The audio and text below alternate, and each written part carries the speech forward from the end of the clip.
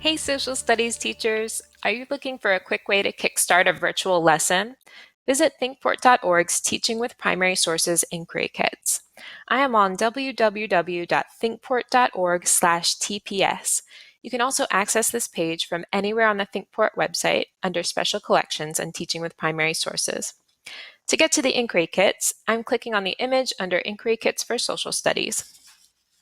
The inquiry kits were developed by Maryland Humanities, Maryland Public Television, and the Maryland Department of Education, and were funded by the Library of Congress Teaching with Primary Sources program. Kits are broken up into 4 categories. Our 10 new elementary level kits, and for middle and high school students, we have 60 U.S. history kits, 60 world history kits, and 60 U.S. government kits. I am clicking on Go to U.S. History Inquiry Kit so we can explore this category. Within those larger categories, we have units that correspond with Maryland State Social Studies standards, organized chronologically and with thematic titles. Under each unit, there are a number of very specific topics in history. So if I want to see what topics there are in geographic and economic change shape the nation, I can click on View Topics.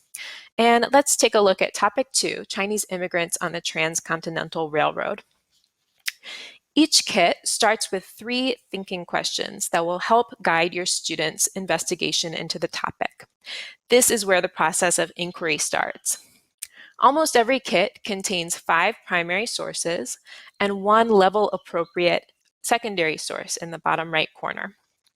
The primary sources include a variety of photos and illustrations and different types of texts, and many of these sources are from the Library of Congress. So I can click on either the title or the image of any source. For example, this is the Champion Chinese Hose Team of America, and you can see that it links out to where that source exists on the internet. We encourage students to click through and analyze the sources and to look for that metadata that will help them evaluate the origin of each source. I've just hopped into Ottoman culture under Suleiman the Magnificent. So once you get your students into these kits, what can they do? For your day-to-day virtual classroom activities, you could have students work independently or in breakout rooms, and they can start by analyzing each source using the primary source analysis tool, which you can access in the right column menu. And if you click, it links out to the Library of Congress page. And we'll click again on the primary source analysis tool. And here students can make note of what they observe, reflect on, and question about each source, which again guides them in the process of inquiry. Students can then start thinking about how the sources in a kit fit together.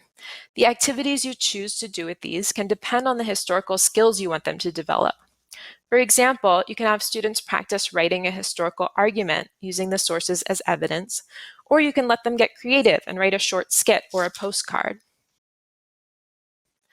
Inquiry kits are also a great starting point for research projects or project-based learning like National History Day. Right now, I'm in the Activism to Fight AIDS kit. The kits help your students narrow their topic down to something manageable and give them a few sources to kickstart their research. This is a sample History Day project on the Maryland Humanities website that has used some of the primary sources from that kit that I just showed you. There's also a set of research learning modules on the site, which you can access from either the main Teaching with Primary Sources page or here in the right column menu of any kit. Each of the 12 modules focuses on a different step in the process of doing a research paper, from analyzing sources to writing a thesis, to evaluating sources and proper citations. So I'm going to click on Module 8, How to Cite the Right Way. The first page in the module will give lesson objectives.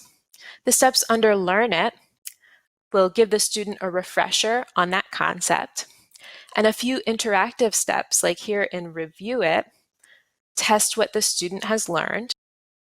And then in Conquer It, students will try that skill for themselves. There's a lot to explore here, so come to thinkport.org/TPS to build your students' historical thinking skills.